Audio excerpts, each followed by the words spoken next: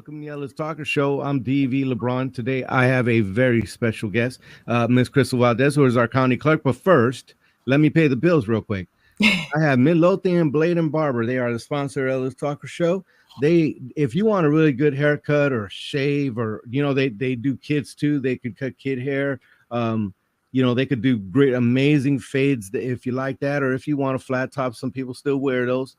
These guys do great barbers. Just let Geraldo know that DV LeBron sent you to get a good cut. 1000 East Midlothian Main Street, 1000 East Main Street Midlothian. Well, hello. Hello. How are you, ma'am? I'm wonderful. How are you? I'm good. I was looking forward to getting you on here because been running into the different title fraud things, and just in general, I haven't had a chance to really sit down with you and have you talk to the county about stuff that you do. But First, there's people who may not know who Ms. Valdez is or anything. So I wanted to go ahead and have you introduce yourself to the people of Ellis County. Well, thank you very much. I am Krystal Valdez, and I am the Ellis County Clerk. I was elected in 2009. Well, I took office in 2019, but I've actually worked with the county for 13 years this month. I was the former chief administrator for the Ellis County Court at Law, and I was also a deputy clerk for the previous county clerk, Miss Cindy Polly, before she retired. And just a little bit personally about me, I am a proud sixth-generation Texan. I have lived in Ellis County for over 25 years, and actually, Waxahachie is where I have lived the longest. So it is truly home for me. And I serve on several boards as well. I serve on the Waxahachie Police Department Advisory Board. I am on the Waxahachie Foundation Board. I am the treasurer for the Miracle League of Ellis County. I'm also a member of the Ellis County Women in Business. I'm also on the Heights Board, and I'm a member of the Ellis County Republican Women and the Ellis County Republican Party. So I have a wonderful husband and two children. A 23-year-old son and a 15-year-old daughter who is, I'm pretty sure, the one giving me all my gray hairs that I have currently found the last few months. She's a freshman in high school, so she's the source of my stress. Know about it. So yeah, no, it sounds, you've been here in this area. It sounds like you're vested in the community. You've been here in the area. It sounds like you've been invested in the community. Sorry, sound gremlins, but I wanted to I'm sorry. It is early. So a lot of people may not know what a county clerk does. Oh, and by the way, that's a lot of stuff that you're doing, ma'am. Thank you for serving your community. That's where I was going with that. Thank you. Yeah, I enjoy it. Yes, I enjoy it. I have said before. One of these numbers. Constantly turning your hat. Yeah, I enjoy, and my husband's very involved in the community, but we enjoy giving back to the community because we get so much from it, everything we do. And we just really enjoy being able to give back when we can, in whatever way possible. But as far as my office itself, we also do a lot in this office. I don't think a lot of people know what all the county clerk does, but we, just a few of the things, we record all the real and personal property. So that's deeds, anything that has to do with land. We also record DBAs. A lot of people don't know that. And I recently found out in the statute that I can waive the fees for veterans. So I started doing that shortly after I took office. So if there's a veteran out there that is wanting to start a new business, just let my office know that you are a veteran, and we will waive those fees that we're allowed to waive for you. We also are the registrar of all the county births, deaths, marriages, and military discharges. A lot of people don't know that either. So if there's anyone that's recently been discharged or just discharged at any point in time, it's always the best thing to do is to take it to your local county clerk and put it on record. So when anything happens, your family is able to go there and help get any kind of benefits. It's just puts it on record forever, and it's a good place. And for your family later on, maybe they're doing some genealogy and didn't know that their family member served in the military or just wanted to know more information about it. So great thing to do. We also record all the cattle brands for the county. We accept and process TABC applications. So anytime a business wants to sell alcohol or serve alcohol, that has to go through our office first. We are the clerk of county court at law, which is all the criminal misdemeanor, which we have 2 of those courts now. That was recently done, the 3rd one. So we have 2 criminal misdemeanor courts. And then we have the other county court at law handles all of our civil lawsuits, our probates, guardianships, mental health, all that goes through our office. I'm also the clerk of Commissioner's Court, which means that I am a non-voting member of the Commissioner's Court. My office has to be there.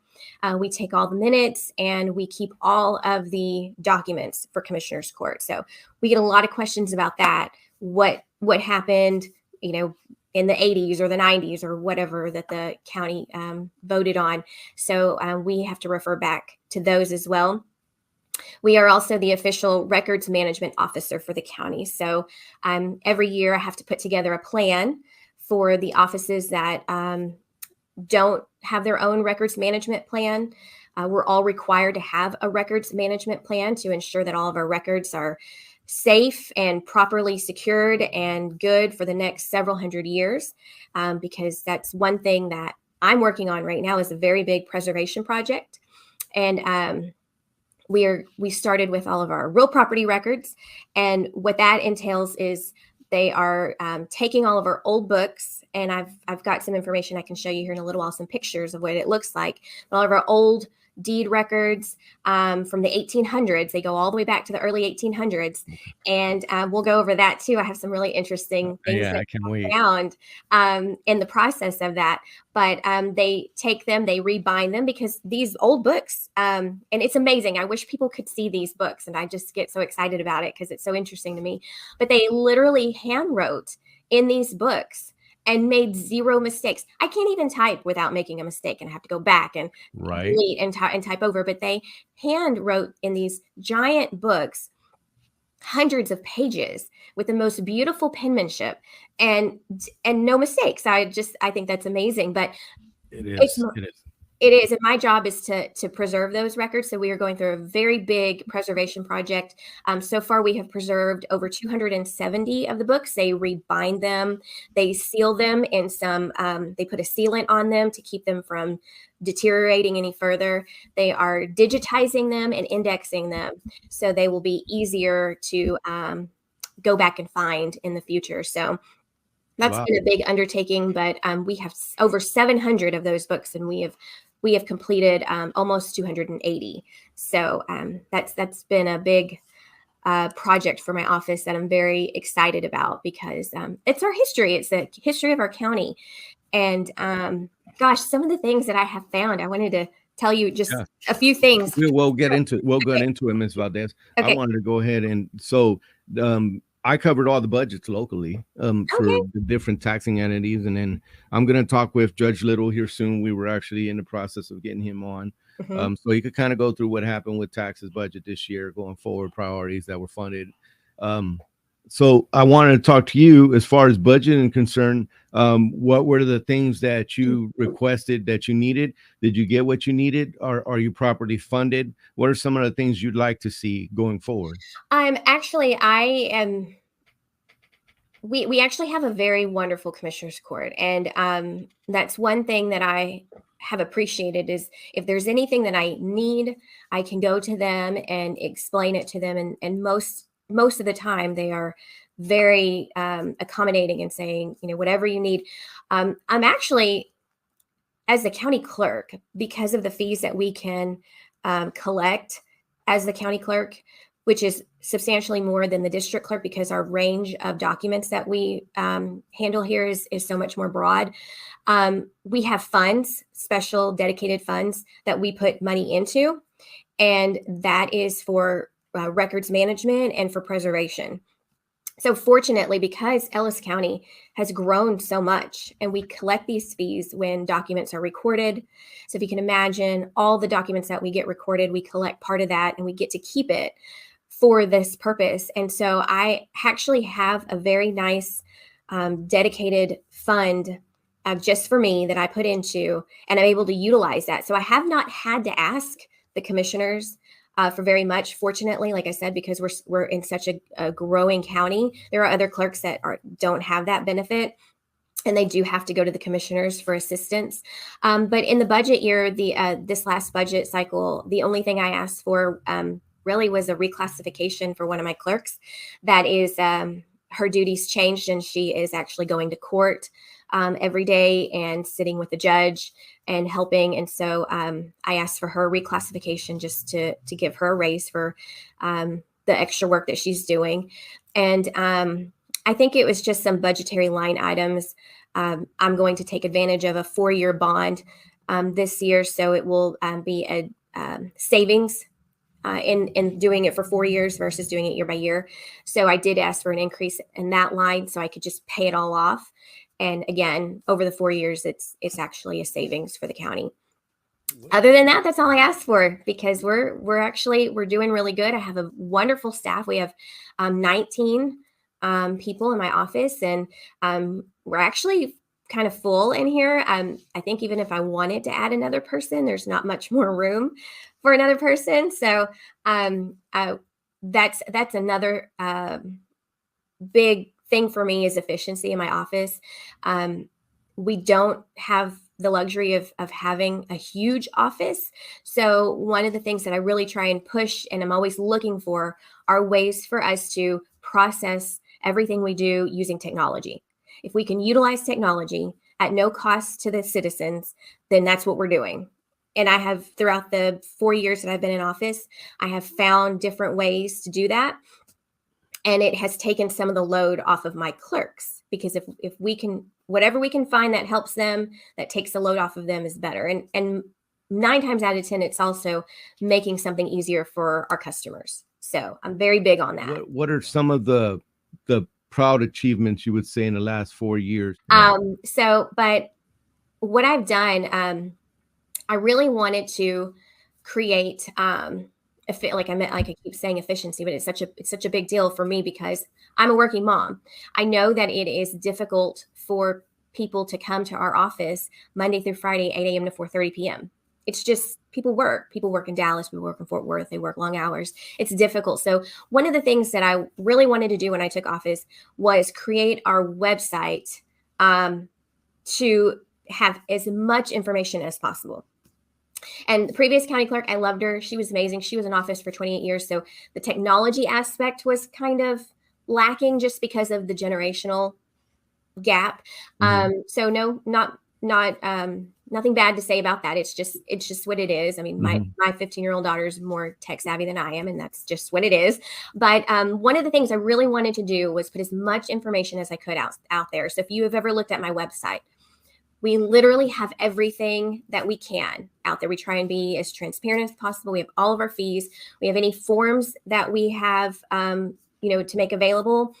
One of the things that we just did during COVID, which I'd been looking at it prior to COVID, but once COVID hit, I called up the vendor and I said, okay, that thing we talked about when I first took office, let's do it now. It's on the birth and death applications. If you go to the birth and death section, birth certificates, death certificates. Even if you click on death, you can click on death certificates. So there is on the left-hand side, it's order death certificates online.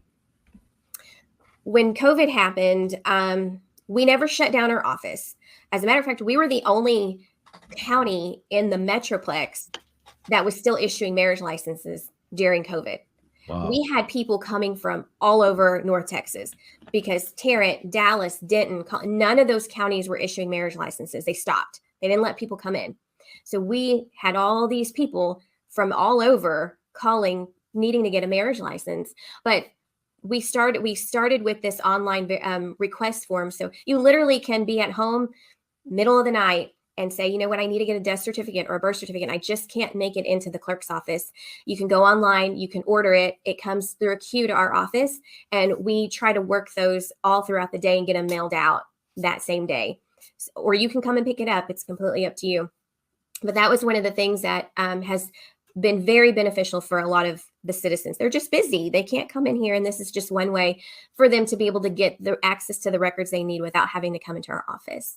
Yes, ma'am. Another one is we put all of our records online through a portal. So there's a portal you can go to and view all of our property records and all of our court filings.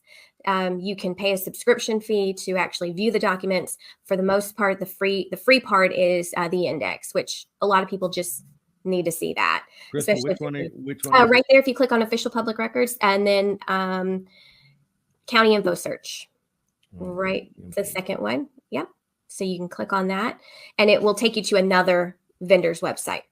Okay. And so that was very beneficial. It wasn't quite ready when COVID happened and a lot of people didn't want to come to the office and nobody really knew what was going on. So we didn't have a lot of people at one time in here. We kind of tried to limit it. And so when we put those records out there, we worked very closely with our with surveyors and title researchers and criminal history researchers and just spoke with them and said, okay, what do you need from this site? Like, what would make it better? What would make it like you were coming into our office and you could still get everything you needed? And it took a couple months to tweak everything, but they appreciated, the ability to have an input in it and make it beneficial for them, not just the person that says, oh, I need to get a copy of my deed. And that's all they ever do. So we actually were able to tailor it more for research purposes. So that is you have all these little connections there. You can see where you made it accessible all the way around. Yes. Yeah. And everything's on there. Even someone wanting to get money out of the registry of the court, we handle registry of the court funds too. We do a lot here. So if anybody wants to get money out of, let's say they have a lawsuit and they were awarded funds and it's sitting in our registry, we have a form for that too. It's just because of the volume that we have. Like I said, I really wanted to streamline a lot of processes. So that was another thing that I did. And here's another thing right here, ladies and gentlemen, there was a lot of talk about budgets and so look, you can go ahead and actually go and look at your budget that was passed for your county and the prior year adopted budgets and so on and so forth. I'm not going to go through every one of them because they're pretty extensive. Yes. But you want to see what your county is spending and how your county is using your money. If you have any doubts about that or anything, you can actually look these up and sit down and take the time and be an informed voter, or you can yell on Facebook. Either way. Exactly. And a lot of people don't know our office also has budgets for the local municipalities here as well. They are required to give a copy to the county clerk. And so if you want to know your own city, what theirs was in the prior years, you can come to our office and we can pull them out for you. And it's not online, but it's in paper. We'll find a little seat for you and you can look through it. But what is the biggest issue you'd see the county clerk's office facing as we go into the future? I think probably the biggest issue for my office personally, I don't know about, every county clerk there's 254 counties. So every county clerk is a little different. They're in a little bit of a different position than I am. But I would say the growth that we are experiencing in this county, being able to manage that with the number of staff that we have. Like I said, I didn't ask for a new person because I don't feel like there's any room right now for it, but I feel like we're also handling it appropriately. Like we're able to handle it right now, but in the next, 2 to 5 years, that's not going to be the case.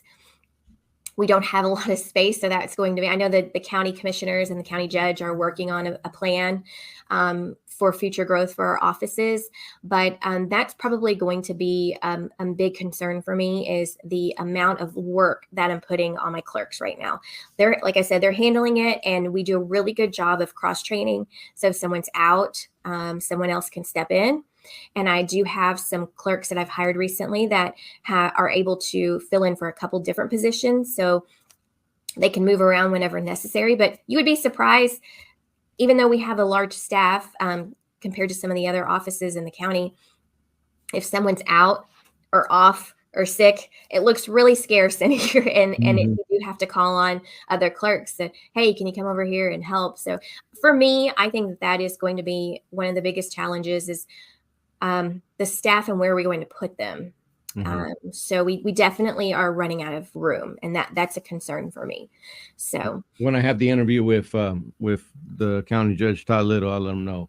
Hey man, thank Miss you. Valdez is doing big things over there. She needs a big place. So, I had one of the judges, the district judges, introduced me the other day, and he said, "This is Krystal Valdez, the county clerk. Her office is the Chick-fil-A of Ellis County." And oh I was like, wow. "Oh, I resemble that Yeah. remark. I love that. Thank you." We really are. We get a lot of. I think the county judge even described it as the front door of the county because we get so many just members of the public coming in for recording their property, needing a copy of their deed, a birth certificate, a death certificate, marriage license. I mean, we just have such a broad range of things that are done in this office that they may never. I mean, most of the time they get married one time or maybe more, but realistically, you think, well, in their lifetime, they're probably going to get married once, or they have one or two children, or someone in their family dies. They don't come in here very often. So this may be one of the few interactions that they actually have with a county office.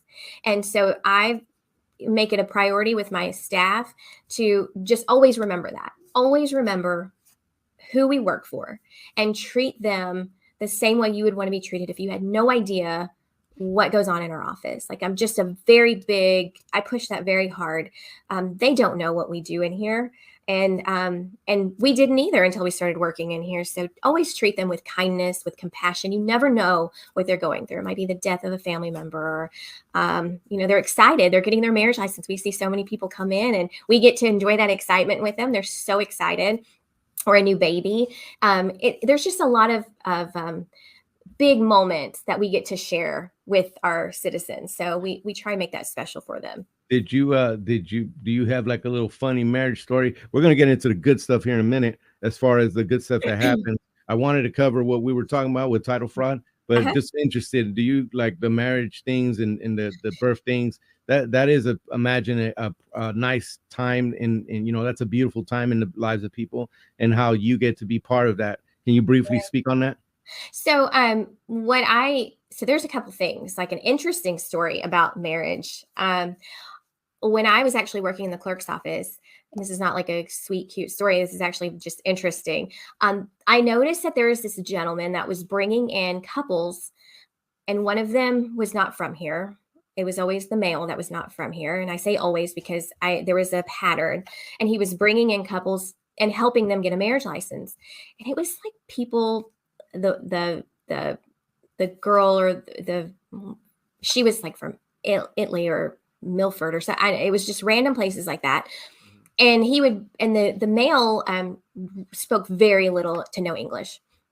And so I thought it was kind of strange. Like, okay, well, that's fine. Like I see that often, but then it happened again, and then it happened again, and then it happened again. And finally I said, you know what? I need to like really pay attention to this guy. Something's not right. I mean, yes, the chances of that happening, it can, but that many times with this same situation is not right. So I wrote down a whole bunch of notes and I made copies of those marriage licenses and I just stuck it away in a file. I told my chief deputy, who's actually at the time, and she's actually my chief deputy now, but I went and told her about it. And I said, hey, I don't know. It's just strange. And I mean, I don't want to refuse anybody a marriage license, but maybe it's just something we should keep an eye on. And then it stopped happening. And several years later, when I was working for the county court at law judge, she called me and said, hey, you won't believe this. I have been summoned for a federal court case. And I said, really? And she said, do you remember those marriage license people that you thought were strange? I said, yeah, apparently it was. He was doing something for immigration type stuff, like hooking people up to get married, to get citizenship, that they weren't really a couple. And so they have come after him, and now there's a case against him, and they want us to go and testify. And I have all this documentation that you saved. And so I get to, I've turned it in, and they want us to come and just basically say, yes, that happened in our office. So she said, crazy that you kept it. I said, it just was a feeling. Like, we see so many people, and you can tell, when they're so in love and they're so excited. And this just seemed off. It just seemed like a business deal of some sort. So I thought that was really cool, that something that I didn't think was anything or could have been something turned actually into something. So I always tell my girls, pay attention. If something seems strange, let me know.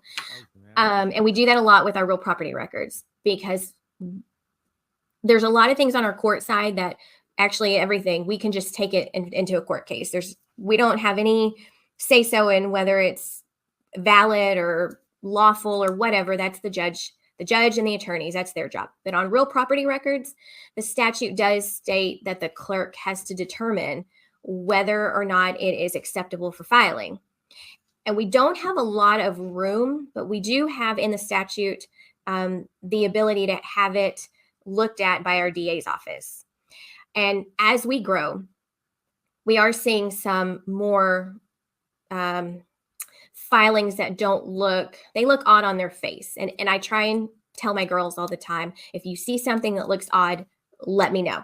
We need to get it looked at, because the last thing we want to happen is something get filed and someone's property get taken without them knowing. I want to play a little video with that. I'm sorry to interrupt. Hey, no, you're fine. A little video on that, and then I definitely wanted to go pull off. This is a decent house. I would go to public records and just transfer the title from them to whoever's ID I had, and then go open some bank accounts and then borrow against the property. I mean, it's and they can download a document from your recorder of deeds here and fill that document out and file it with the recorder of deeds. And when they file that, they've changed the name on the property from your name to their name. They now own your house.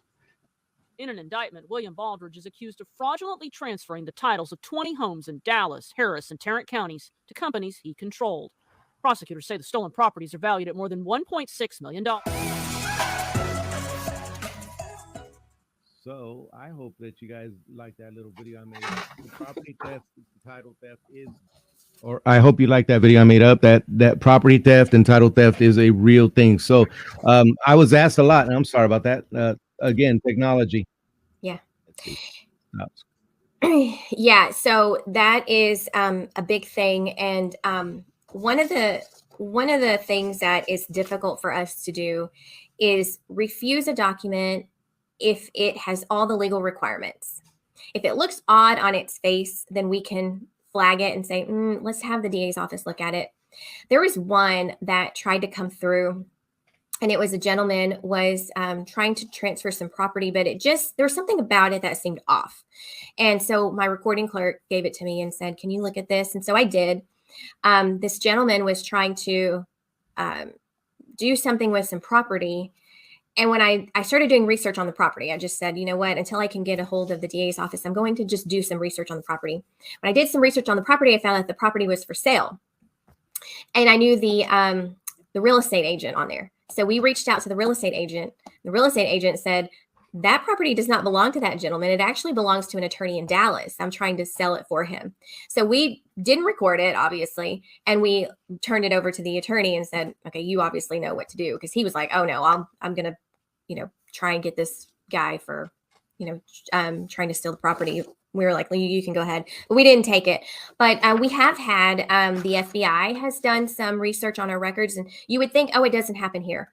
He came in and got stacks of documents that were recorded in our office, and they look perfectly legit. If they do, there's not a whole lot we can do about it. But when I found out that he found so many, and it wasn't just our office, it was Tarrant County, Dallas County, which unfortunately, because we are so close, it's coming down here and we're growing so fast. And they probably think, oh, that's a small county, they're not going to pay attention. When I found out early on in my term that they actually did find a lot of documents recorded in our office, I said, okay, we got to do something. There's no way that we can monitor all these documents. And we recorded last year almost 60,000 real property documents in our office, just real property documents. And that has been, I looked at the numbers from year to year to year. And since I took office, every year there's been a 10,000 document increase. So it was 30,000, 40,000, 50,000. It's actually 58 something. It was in 2021. We're already there now, and it's not even the end of the year. So I thought I have to do something. And I had talked to one of our vendors that said, hey, we have this product. It's called Property Fraud Alert. And basically what it does is every day our work gets downloaded into like a shared site. And that is for title companies to use. We also send it to the appraisal district, because a lot of people don't know we are like the raw data, and it goes to all these entities and then they do whatever they need to do with it. So from our data, it goes to the CAD and they put it in their system. And then that's where they assign it a property ID number. And then it goes then from there, it's able to go to the tax office and they can start collecting taxes on it. But it's the same thing with all these other entities. We are the raw data. It starts here. So what we were able to do is send this raw data when it is verified and certified. And we can send it out to them and they put it into this system. And if you have signed up for their service, if it picks up your name or your address, which not really a lot of addresses, it might just be name because we don't really have a lot of address. I think it's just name. If it picks up your name, it will let you know something has been done in the county clerk's office in your name. Right. Now, it doesn't stop it, but it lets you know, because what's happening is like a lot of these situations, these people, and probably elderly people, because most of the time they've bought their house years and years ago and they still live there. They haven't done anything. They probably paid off their house in the 90s or in the 80s and don't know anything else is going on. So those are probably the ones that the criminals want to go after, because they're just sitting there. Nothing's been done on them. But it will then alert you and say something's happened. So what I did, we were actually required by law to be certified within so many days. I think it's 14 days or 15 days. And so what I did, I started sending all of our work. I outsourced it to a company that does it for us, and they get it back to us within 48 hours. So within 48 hours, if something's filed in our office and it's in your name and you've signed up, you will be notified that something was done in our office. And it will tell you the name of the document, and it will say, for more information or questions, please contact the county clerk. And it works. I've friends of mine that are, they did a business, sold a house, bought a house, whatever. And he's reached out to me and was like, hey, just letting you know that works. I got an alert and it said something was filed in my name, and I've looked at it and it was the warranty deed that I just had filed that we just signed. And I've had so many people reach out to me and say, thank you so much for this service that you're offering, because it works. I got a notification. I just wanted to let you know it's working. And then I've had some older citizens call me and say, thank you so much for this, because there's a lot of counties that don't provide this. When I presented it to the commissioners, they were absolutely 100% on board. And I appreciated that, because if they didn't, we were going to figure out a way to pay for it anyways. But I appreciated that they wanted to help. And there are other companies that offer this service that you can get for yourself, but they charge so much. Just like you could go and try and find it yourself, but you would be charged a large amount of money. The way we're doing it, it's no cost for our citizens to do this. You can sign up if you live in the county and you have property in the county, sign up. If you're elderly, parents, grandparents, not that tech savvy, help them, sign them up, because I guarantee you that it's more than likely the houses that are just sitting there, that nothing's been done on them since, the early 90s or the early 80s or whatever. And there's a lot of that. Are you seeing a trend, Ms. Valdez? Like what is it that you're seeing as far as, and I know that there's investigations and stuff, but when you get things that flash red, wait a minute, this might be an issue. What are kind of the demographics of that? Also, what have you been told back, hey, this concrete number is pretty much, these are more than likely 100% that they've been fraud?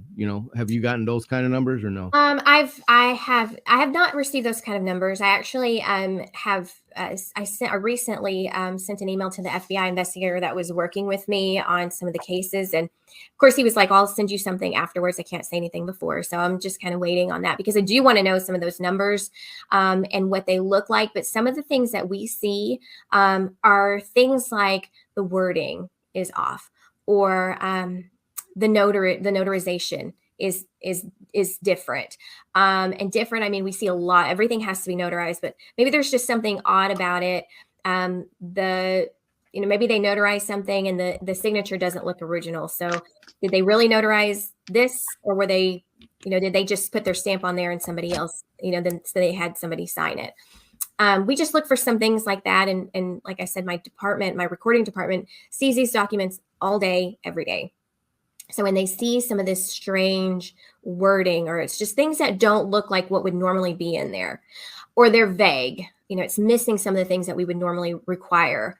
When we start asking questions and when we say, well, we're going to need our county attorney's office to look at this, they don't want us to. They don't want us to turn it in. They'll say, no, I'll just take it. And so we've prevented a lot of things that I don't know for sure that they were fraudulent, but they didn't bring it back and they haven't tried to file it again. So I have had to have some interactions with customers that tried to be very persistent. Sometimes we're not too nice to my staff, my clerks, and my clerks are always very, very courteous, very nice. And I tell my clerks all the time, if we can do something for a customer, we're going to do it. We never want to be the office that prevents or hinders people from doing something lawful. That's not our job. That was the key, yes. Ms. Krystal. It's lawful. Right. Now, have you had anybody come in and say, somebody put something on my title, Ms. Valdez? I don't remember putting that on my title when they come in. Have you had those come in yet? Yes, I have had. I had someone not that long ago reach out to me, said that through this, they were notified that something was filed. I think in that situation, it was family related. It was like a family member. There was something going on. And so I told them, okay, the only other thing you can do is you have to go through the court system. And there is processes and procedures to get that done through district court. And so I said, you need to reach out to the county attorney's office because if there's a crime committed, they need to be made aware and they need to prosecute properly. And then it'll have to be corrected through the court system. So yeah, I have had somebody reach out to me and say, hey, I was alerted and I realized we didn't do this. I think we know who did. And, of course we can't get in the middle of that, but it's instances like that where they probably would not have known. It could have been estate property. Maybe it was family property. They wouldn't have known at all. Yeah, they would not have known. And those people could have gone and taken a loan out against it and then taken the money and ran. Yeah, That's what they do. Yeah. It's real. You end up, you're trying to sell your home or something, and you have $70 million or something up against your property. It's ridiculous. But before we move on from this subject onto the cool stuff, so this is your property fraud alert site, right? And can you tell me how do you get those alerts? And so it's very easy. I can even walk you through it. If you're on it, if you just click that link at the right there further down, just click on it. Hey, who's that? Right here. Okay. Is the screen popping up? No, I don't see it, but it should. Yeah. It should. I don't see it on mine. I know why it is. It's when it was a different. Hold on. It is a different. It popped up in a different. A different window. Yeah, different Chrome tab. Let's see. Okay. Chrome tab, property fraud alert. I think it's that one. Okay. Is that popping up? So and so it just tells you it's one of the fastest growing white collar crimes, which it really truly is. So if you just hit continue, right there in the little button, and then there's a little disclaimer there. You just hit the little I agree button. Read through it, disclaimers, and then right here, this little box, click, and then you continue. And then you just fill in that information. You put in your first name, your last name, and then how you would like to be notified, either by email or by a phone call. Some people don't have email, so they want a phone call. Probably some of the older citizens would want a phone call, but email is perfectly fine. Like I said, we filed a DBA like a year ago, I guess. And my husband got the notification. He was like, what was filed in your office in my name? And I was like, that's our DBA. He was like, oh, okay. Yeah. But it works. I mean, I know it works and we know it works. And like I said, it's very easy, as you can see. If you know anybody that's not tech savvy, or they have a little bit of problems getting on the internet, probably your anybody, elderly neighbors, anybody that you can help them sign up. It takes 2 minutes to sign up, and they're good. They're good for forever. So folks, protect your properties. I've shown that it's real. We put these commercials on, and your county clerk has told you that this is a real thing that's happening. People are getting their houses taken from them, and it's awful, but it is happening. So please, please, please take care of yourselves. I got that link that's just running through the bottom, letting you know, hey, this is the link for the fraud property, so you could get the fraud alert. Right. Okay, so now to the cool stuff. Okay. I heard you got some cool little things, tidbits about our history. I do. First of all, taxation is theft. Okay, it is, and let me show you why. As we were going through some of this old property records in 1850, we found a tax deed. Listen to this: 640 acres were sold for $3.90. Because they were back due $1.92 in taxes. Oh wow! $1.92. $1.92 in taxes got them. 640 acres. Can you believe that? That is awful. That is awful. I was like, oh my gosh, that's crazy. Somebody. Well, I was talking to Mr. I did a interview with Senator Birdwell, and the second part of that is coming out on Wednesday. And Senator Birdwell, by the way, he commended you.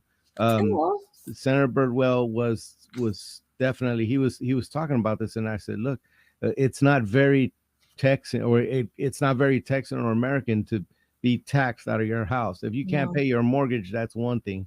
But if it's because your taxes, you've had this property, and I guess there's somebody local who had 10 acres and he's got to sell it. Can't do the taxes. It's sad. So it's sad. So those end up being, houses smacked up on each other, and that's kind of how it happens. Anyway, let's go back to the good stuff. It's sad. So another thing we found is a plat of this old, it's called, let me see. I can't, it's hard. If you could see this handwriting, it's tiny, but it's an old town that is no longer in existence. It's Old Burnham. It's the town of Burnham that was in Ellis County. And we found this plat map that that's what it was. And this was from back in, gosh, it's so hard to read. It's the early 1800s, but it's no longer, I think it was close by Ennis, because they said that people would stop through there on their way to Navarro County, and they would go through Ennis. And so when people stopped going through there, because Ennis was starting to become a little more booming, then it just went away. The town just completely went away. And I thought that was cool. Burnham in Ellis County, Texas, no longer a town anymore. Wow. Another thing we found was this roll of mounted guards in Ellis County. So if you ever want to know, maybe you have some ancestors that were on this mounted guard. This mounted guard, these mounted guards from these counties became what is now the Texas Rangers. Wow. Isn't that cool? So there's a whole list of these officers that were assigned to Ellis County. They were mounted guards, and then eventually that went away and they became the Texas Rangers. So I thought that was really cool. So if you have family that's lived in Ellis County for hundreds and hundreds of years, you can always come by and ask to look at that, and maybe they were one of the original Texas Rangers. Wow, that is so cool. Now I'm a big genealogy buff, so I get all up in there, and my wife, of course, she's the bougie one. It goes all the way back to the beginning of time. Mine kind of stops. Yeah. So well, we have a lot of people that do, they do genealogy, and they'll come in and they want to find their old marriage records. Marriage records is a big deal in genealogy. And we have, if you ever come to my office, which I love for you to come to my office and take a look, but we have old marriage licenses that go all the way back to the 1800s, and like the original marriage licenses. And if people come in and find a marriage license that's their family, and they prove that that is their family, we will give them that marriage license that belonged to their family member from the early 1800s. And they are just beside themselves because it's so neat. It's just, this beautiful old document that was theirs, their ancestors, 1800s. It's so cool. They just love that. And we love being able to give that to them. Oh, that is awesome. We found a land patent that was signed by Governor Sam Houston. What? 1860. Can you throw that on the screen? I'm going to put you on. Super cool. Let me see if I can. It's kind of hard. It's highlighted so we could find some Wow. more. But I'll show you the signature page. It was broken up into 2 pages. So here's the signature page. Yeah. Right. Now So that's it's Sam highlighted. Houston. Sam Wow. Houston, governor. Isn't Wow, that that's cool? neat. That's That very is neat. so cool. I thought that was so cool.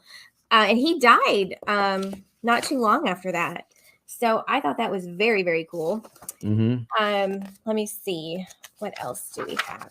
Oh, in our old minute, I don't have that with me, but our old minutes in the very first Commissioner's Court minute book, it talks about the creation of the county and where they met for the very first time. And it was on the porch of this lady's house, and it has her name and it says who was there. And it is so cool. Like I have that book in my office somewhere. But it's just really neat information to talk about the very first time they met as a county. Yeah. It is really cool. So that's the actual list right there.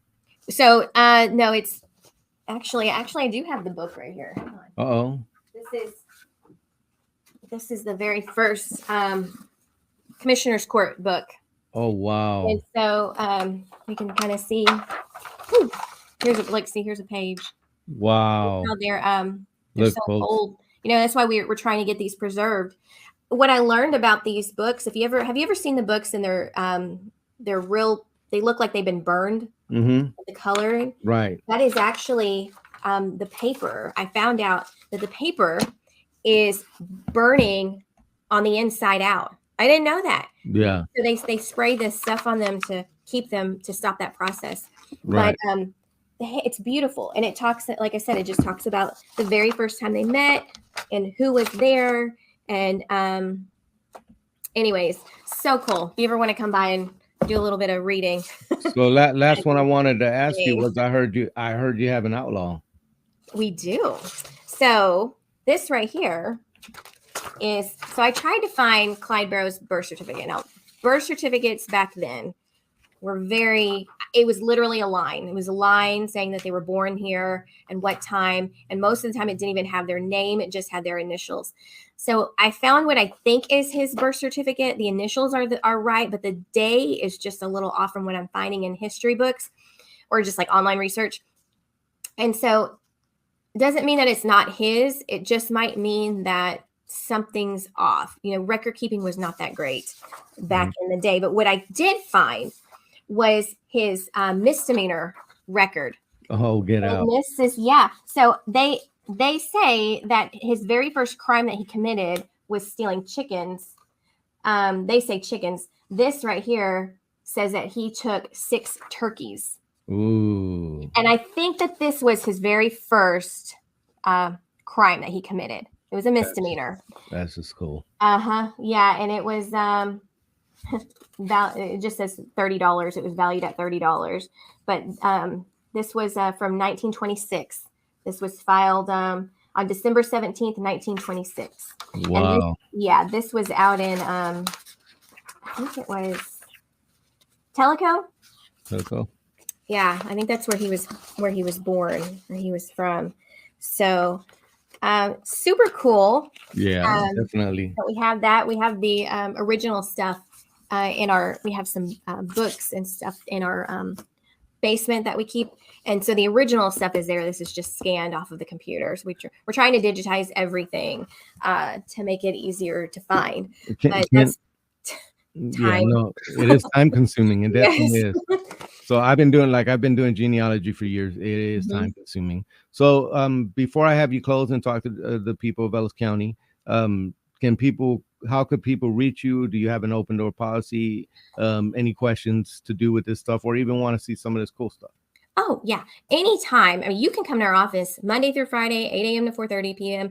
Everything is open record except for some of the court cases. And of course, statute on birth and death, there's a statutory limit. So birth is 75 years. Anything past 75 years is open record. Death is 25 years. Anything older than 25 is open record. But anything else, it's all open. You're free to look through the books. If you want to see something that's not out there, we can pull it for you. Like our old Commissioner's Court stuff we keep downstairs. But we can always, if we know someone's coming, we pull it and we'll have it out. We have big tables that you can just spread out and take a look at everything. We have computers. that you can look online. I mean, on here in the office as well, we have 4 or 5 public computers that you can use. I am always, you can always call me. You can call my office. You can email me, stop by. I am, like I said in the beginning, I'm involved in a lot. So I do have to be at all the commissioners court meetings. I'm also on the bail bond board. I'm the secretary for the bail bond board. So we have bail bond board meetings. So I tend to be in and out of the office throughout the day a lot. And so, but if you want to set up a meeting with me, for sure, I will always make some time. And like I said, if there's ever an issue, I do go out and talk to the customers and try and resolve it if my clerks can't, or if they want to talk to somebody else, or in some of those instances when they were not being very nice. Listen, we all have work to do, and we love helping the customers, but I don't tolerate someone being mean or ugly to my clerks. They just, I just don't, especially if there's no reason for it. So we always try and be nice. I always tell my clerks, if you have to tell someone that we can't do something, say it with a smile. They'll probably take it a whole lot better than if you if you say it any other way. So we always try to even deliver bad news with compassion and courtesy. So yeah, that's fantastic. I'm so grateful that you do that, because when they're coming to you, there's different points in life and things they're dealing with, like you said earlier. Yes. But I wanted to go ahead and give you the mic. This is where you talk to the people of Ellis County directly. We've had a great informative interview. After you're done, I'll go ahead and close out. Okay. Well, I just want to thank, like I said, I'm on the ballot again this year, and I fortunately did not have an opponent. So I just want to thank the citizens for electing me, for trusting me with the most important history of the county. And I take that job very seriously every single day. Every single day, I'm appreciative of the job and being able to provide upstanding service to our citizens. I think they deserve it. We have a wonderful county, a beautiful county with amazing citizens. I think we have when you look at all the other counties around us, I think we're so blessed to live in Ellis County. And if there's ever anything that anyone needs or has a concern about or an issue, I'm more than happy to talk to you and see what we can figure out, see if we can come up with a plan. Maybe it's not how you want it to be done, but we can come up with another plan to have it done. But just again, I'm so grateful.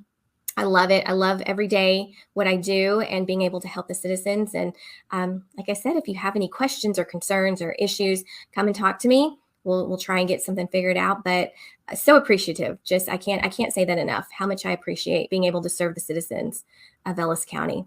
Well, thank you so much I tell anybody who runs for office and goes through the gauntlet of what it is to be in public politics here. I always tell them thank you, because it takes a lot from your family, from your time, from all kinds of things. But I appreciate you serving. Thank you again for wanting to come on the show. It means a lot to me to be able to inform the people of Ellis County and, to have somebody with that kind of knowledge about that stuff. So I hope one of these days I can have you on again and we'll talk about some more cool stuff. Yeah, absolutely. And like I said, feel free to stop by and I'll show you all kinds of interesting things. I get real nerdy about it. So you come on in and we'll all right. Going through everything. All right, folks, make sure you go ahead and look at that link that I provided earlier in the show for title fraud. It is real. They will take your house. You do not want that to happen. Ms. Valdez, can you hold over and I'm gonna go ahead and close out? Sure. Thank you.